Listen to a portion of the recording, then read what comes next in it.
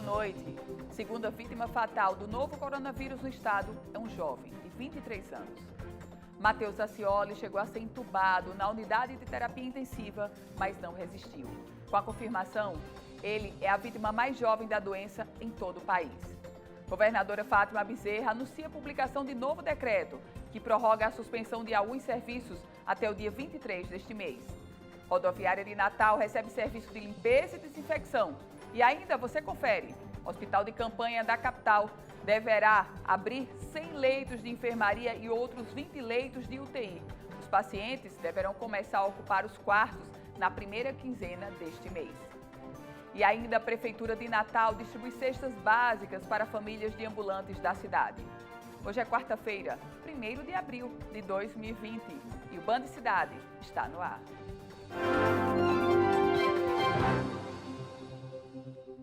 A Secretaria Estadual de Saúde confirmou a segunda morte por coronavírus no Rio Grande do Norte. Matheus Acioli tinha 23 anos de idade. Ele é a vítima mais jovem da doença em todo o Brasil. A segunda morte pelo coronavírus foi confirmada na noite desta terça-feira pela Secretaria Estadual de Saúde Pública do Rio Grande do Norte e pela Secretaria Municipal de Natal. Trata-se do gastrólogo Matheus Acioli, de 23 anos. O paciente teria dado entrada em um hospital privado no dia 24 de março. Matheus foi examinado e liberado para voltar para casa, onde ficaria tomando as medicações prescritas. Matheus teria ficado isolado por 2 dias, mas não apresentou melhoras, até que no dia 27 de março ele procurou o Serviço de Saúde Pública, aí que ele fez os exames para o Covid-19. Matheus é o mais jovem do país a ter morte pelo coronavírus, segundo as secretarias estaduais de saúde. A primeira vítima aqui no Rio Grande do Norte foi o professor da UERN, Luiz de Souza, de 61 anos. No total, o estado potiguar contabiliza, além dessas 2 mortes, 1.777 casos suspeitos, 416 descartados e 92 casos confirmados. A governadora Fátima Bezerra divulgou um vídeo anunciando a publicação de um novo decreto que vai prorrogar a suspensão do funcionamento de diversos setores, como escolas e shoppings, até o dia 23 de abril. Vamos ouvir. Meus amigos e minhas amigas, o mundo inteiro e o Brasil continuam irmanados numa só voz: fique em casa. Nesse sentido, quero aqui adiantar para vocês que nesta quarta-feira estarei publicando um novo decreto que trata de prorrogar todas as medidas de isolamento social em curso no Rio Grande do Norte. Neste sentido, as aulas continuarão suspensas, tanto na rede pública como na rede privada, os shoppings, o comércio, bem como diversas outras atividades. Este novo decreto vai se estender até o dia 23 de abril. Quero aqui também esclarecer que, a exemplo do decreto anterior, os bares, restaurantes, oficinas nas estradas fora do perímetro urbano, obedecendo às normas do próprio decreto, continuarão abertos para atender o segmento dos caminhoneiros, dado a responsabilidade que eles têm de transportar as cargas em todo o país. Por isso, meus amigos e minhas amigas, o momento agora, mais do que nunca, é de muita solidariedade, é de muita união. Sensatez, sensibilidade, é isso. A gente precisa ter união, concordo, governador, e precisa ter sensibilidade, como a senhora teve. A Organização Mundial de Saúde já diz, precisamos de isolamento social. O mundo todo está parando, minha gente. Estamos diante de uma doença de um altíssimo índice de contágio, não tem cura, não tem remédio. Você quer que a gente faça o quê? Está corretíssimo, precisamos manter o isolamento social. Eu sei que tem a questão econômica, mas nesse momento, óbvio que a vida vem primeiro do que a economia. E nesse princípio de que a vida está em primeiro lugar e precisa estar, necessariamente, precisamos buscar o isolamento social, ponderando que nem todas as pessoas conseguem ficar 100% no isolamento social, mas a gente tem sempre que procurar isso. O decreto da governadora Fátima Bezerra é um decreto sensível e que corre corrobora e que ratifica as orientações do mundo todo do isolamento social, inclusive de cientistas, pesquisadores da Organização Mundial da Saúde. Mudando um pouquinho de assunto, mas ainda no foco da Covid-19. A rodoviária de Natal passou por um processo de desinfecção. O trabalho de prevenção foi realizado por militares da Marinha e do Exército. A desinfecção da rodoviária de Natal durou 2 horas. O trabalho foi realizado à noite, fora do horário de funcionamento do terminal. 40 militares da Marinha e do Exército, lotados na Unidade de Defesa Nuclear, Biológica, Química e Radiológica das Forças Armadas, foram responsáveis pela desinfecção da rodoviária de Natal. Os militares estão habilitados para serem empregados em ações de prevenção ao novo coronavírus. O hospital de campanha anunciado pela Prefeitura de Natal começa a funcionar ainda no mês de abril. Serão 100 leitos de enfermaria e outros 20 leitos de unidade de terapia intensiva, da UTI, para atender os pacientes contaminados com o coronavírus. O que antes era um hotel na via costeira de Natal, pouco a pouco vai ganhando a cara de um hospital de campanha. O prédio foi disponibilizado pela Justiça do Trabalho ao município. São mais de 300 apartamentos, mas a previsão inicial é instalar aqui 100 leitos de enfermaria e, em seguida, outros 20 de unidade de terapia intensiva. Todos destinados exclusivamente a atender pacientes da Covid-19. Essa estrutura que tem uma capacidade para mais de 300 leitos. Então nós vamos iniciar com 100, mas se o cenário mudar, nós podemos ampliar essa oferta de leitos. Por enquanto, apenas 4 marcas como estas já estão instaladas aqui no hospital de campanha. A expectativa da Prefeitura é de que outros 70 leitos sejam entregues até o fim desta semana.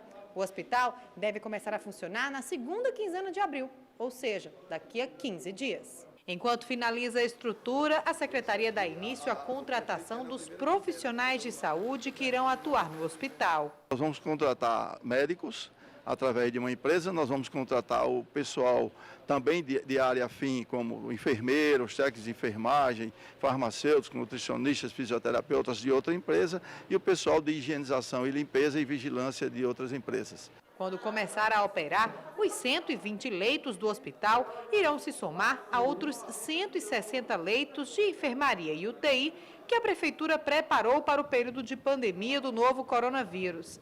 Em visita à obra, o prefeito da capital Potiguar cobrou do Estado a viabilização de outras unidades semelhantes a esta.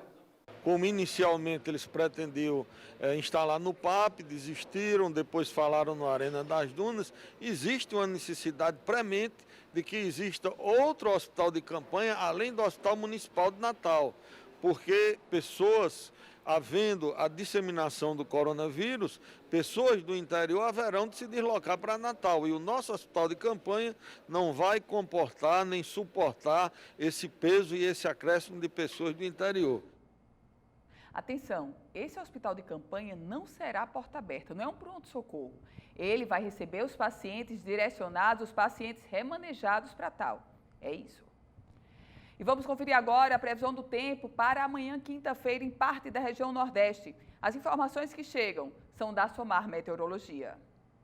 Olá, muito boa noite a todos que nos acompanham. O mês de março se despediu com muita chuva na região nordeste do Brasil. Natal teve o março mais chuvoso dos últimos 18 anos. Teresina, dos últimos 11 anos. São Luís não teve um recorde, apesar dos mais de 600 milímetros registrados, mas que não conseguiram ultrapassar os 800 milímetros do mês de março de 2019. Amanhã, quinta-feira, tem condição de chuva ainda em boa parte do Nordeste. No Maranhão, atenção redobrada, expectativa de chuva forte e volumosa. Em São Luís, não se descarta o risco de temporais. Apesar disso, a temperatura vai subir ao longo do dia, a máxima deve chegar à casa dos 29 graus. Em Teresina, a expectativa também é de chuva, porém sem grandes acumulados e o calor deve ser intenso, máxima de até 34 graus. Em Natal também não são esperados grandes volumes, mas tem previsão de chuva durante a quinta-feira. Chuva rápida intercalada com períodos de sol, máxima prevista de até 31 graus. Em Recife, essa mesma expectativa, chuva bem rápida com temperatura máxima de até 32 no período da tarde. E no próximo bloco, a Prefeitura de Natal distribui cestas básicas para ambulantes. Os detalhes você confere em instantes.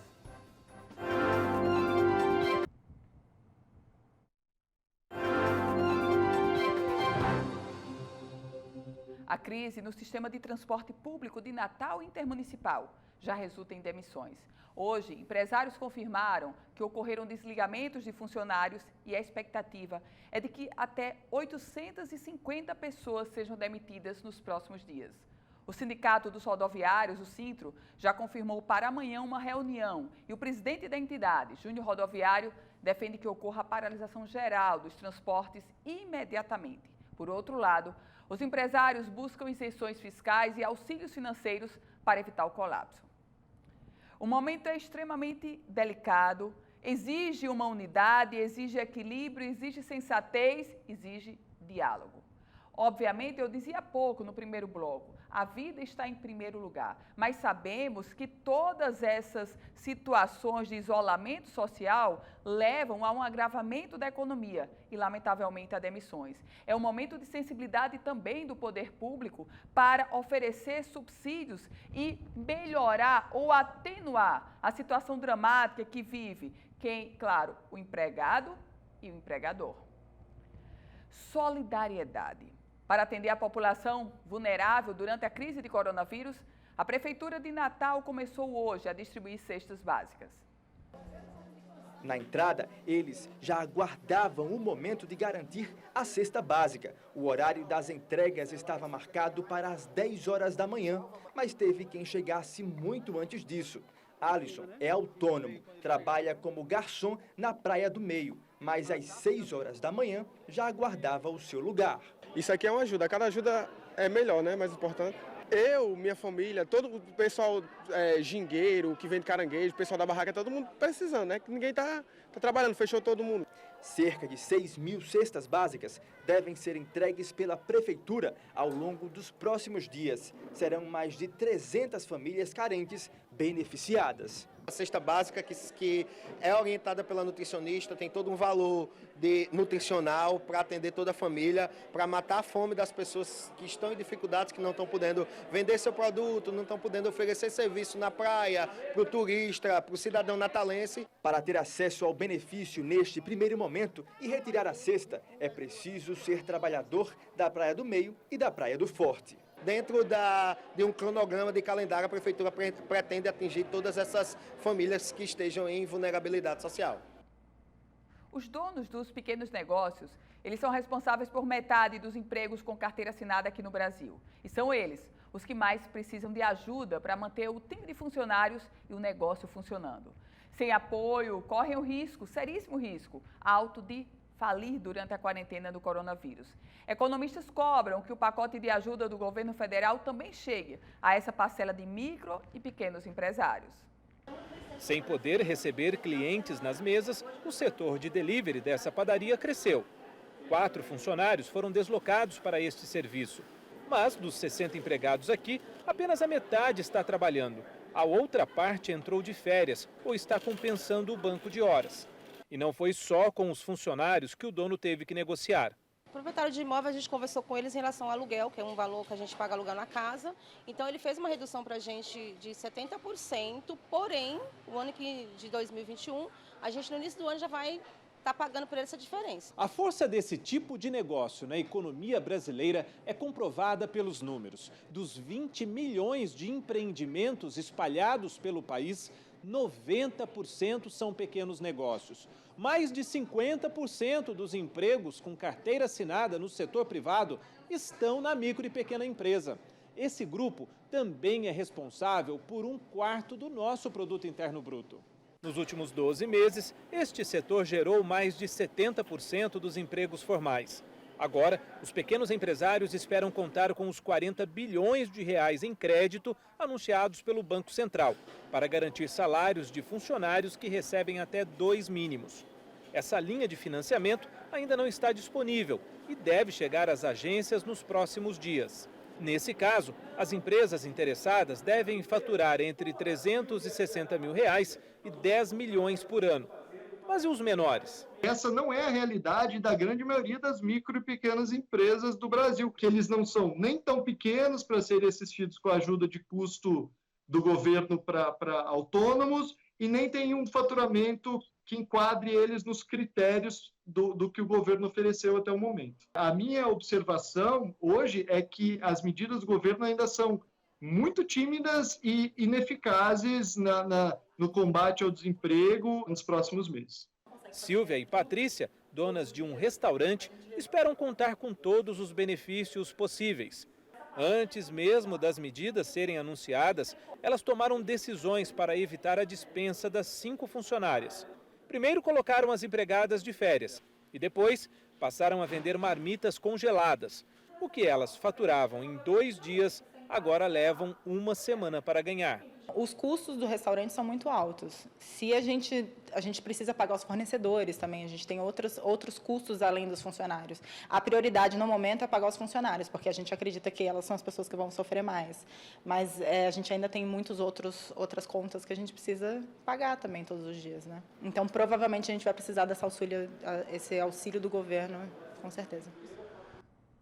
No próximo bloco, escolas públicas e o desafio das aulas virtuais.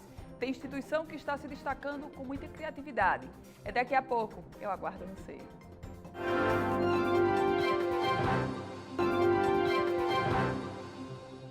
O Ministério Público Eleitoral conseguiu decisões judiciais que determinaram a interrupção de propaganda política irregular no Rio Grande do Norte ligada à pandemia do novo coronavírus, da Covid-19.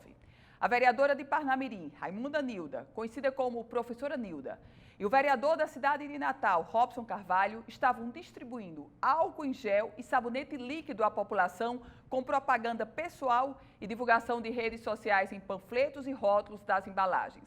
A distribuição de brindes é vedada pela legislação eleitoral. Uma situação é a solidariedade, é o voluntariado, é a doação. Uma outra situação vergonhosa, o que esses 2 vereadores estavam fazendo, colocar a fotozinha no sabonete líquido para entregar à população carente. Isso tem um nome, isso é desumanidade, isso é irresponsabilidade, isso é brincar com algo extremamente sério no momento em que a população está mais vulnerável. E não é a população só carente, não, todos nós estamos vulneráveis, enfrentando uma pandemia. Querer ganhar voto em momento de sofrimento, que coisa feia. A Justiça Eleitoral puniu. Nós vamos agora direto a Brasília conferir as notícias do dia no Congresso Nacional. Quem traz as informações para a gente? Napoleão de Castro. Muito boa noite para você. Na coletiva encabeçada pelo governo federal no Palácio do Planalto com vários ministros, o ministro Braga Neto, da Casa Civil, trouxe uma informação importante: o congelamento do preço dos medicamentos no país por 60 dias. Um acordo com a indústria farmacêutica foi conversado também entre os ministros, né? O aumento que estava previsto, é previsto por lei para os remédios, ele ficou suspenso por 60 dias. E daqui a 60 dias será reavaliado novamente. Já a Câmara Federal tem mantido a sua pauta e nesta quarta-feira o presidente Rodrigo Maia deu detalhes da pauta que terá hoje à noite, amanhã quinta e talvez até na próxima sexta-feira. A gente tem um número de projetos que tem o apoio de todos os partidos, começando pela PEC da segregação do orçamento, que vai ser chamada de PEC da guerra, projeto de lei do diferimento da contribuição patronal, o projeto do FPM e do FPE que garante, no mínimo, o mesmo valor do ano passado, a medida provisória 903, também um projeto que adia o pagamento do imposto de renda à pessoa física. São esses os que estão acordados para votação entre hoje e amanhã, né? Começando hoje, continuando amanhã de manhã. E talvez na sexta-feira também a gente faça uma nova sessão. Estamos esperando para hoje a medida provisória da questão do emprego, da garantia do emprego, né? O governo encaminhando hoje, a gente vai trabalhar com a proposta do governo. O governo não encaminhando hoje, a partir de amanhã a gente começa a trabalhar os projetos dos deputados, né?